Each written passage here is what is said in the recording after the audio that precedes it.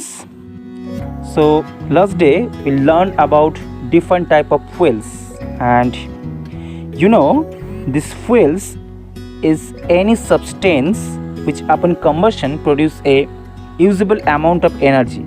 So it is known as fuel. For example, fossil fuels, biogas, nuclear energy, etc.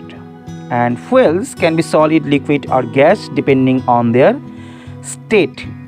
So these fuels, on the basis of their occurrence, it can be either natural or artificial, and at those lowest temperature at which a combustible substances catch fire when heated in air is called the ignition temperature. So we know about that. So when something is burned, a hot luminous gas emerges out of the substance. This gas is called as flame, and flames are the result of substances which vaporize on burning.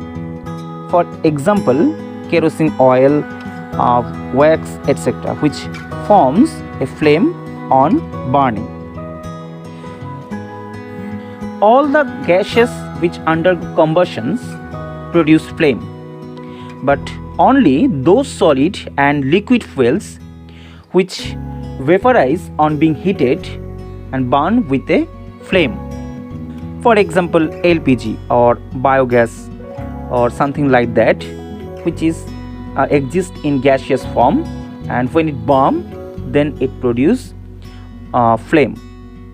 Similarly, some petroleum oil like petrol and kerosene oil, and even mustard oil also, though it is not a petroleum oil, but when this type of mustard oil, kerosene oil and diesel, petrol, these liquids which form vapors or gases on being heated, so this type of flame, this type of fuel, when burn or undergo combustion reaction, then it produce a colorized flame or characterized colorized flame. So there are so many substances which burns by producing flame. For example, LPG, biogas, wax, camphor, magnesium, kerosene oil, mustard oil, etc. Similarly, coal is a solid fuel which does not vaporize on heating. So coal also does not burn by producing a flame. As we know, oxygen is a very essential substances for combustion reaction, but when the oxygen supply is insufficient, then the fuels burn incompletely and it produces a yellow flame. But when the oxygen supply is sufficient, then the fuels burn completely, producing mainly a blue flame. For example, if you notice that flame producing from a candle, then you can see that the color of the flame looks like yellow, but when LPG burns, then it forms a blue flames.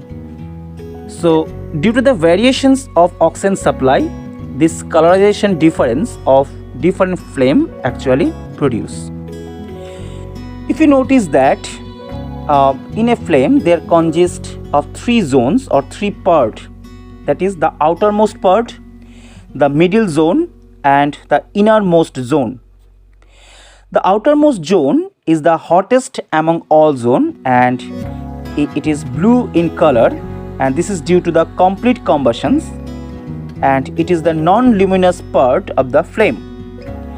And the middle zone of a candle or of a flame of a candle is moderately hot and is yellow in color, and partial combustions of fuel take place there. So it is the bright part of a flame, and last one is the innermost zone of a flame, and it is the least hot and is black in color, and this is due to the presence of unburned wax which vaporize during these combustions. So these are different zones of a flame. When something is burned, then it produces various type of harmful particles as well as harmful gas, which actually pollute our atmosphere. For example, when fuels like wood, coal and petroleum product burn, then it produces carbon particles, and these carbon particles mix with the air. So these carbon particles are very harmful for us, because sometimes due to these carbon particles which is present into the air can cause respiratory disease such as asthma. During this incomplete burning of flame or incomplete burning of fuels, sometimes it produces carbon monoxide, which is very poisonous in nature. As well as beside this carbon monoxide, it also produces carbon dioxide, which is very harmful for environment. And this carbon dioxide and carbon monoxide is causing for global warming. Sometimes during burning of some combustible substance, it produces hazard sulfur dioxide and sulfur trioxide also, and due to this hazard gas, it polluted our air. And actually this sulfur dioxide and sulfur trioxide is the main composition of acid rain, which is very harmful for us. Sometimes during the burning of petrol and diesel in the engine of vehicles also release nitrogen oxide into the air, and this sulfur dioxide and nitrogen dioxide are very harmful. So this is enough for today, and thank you.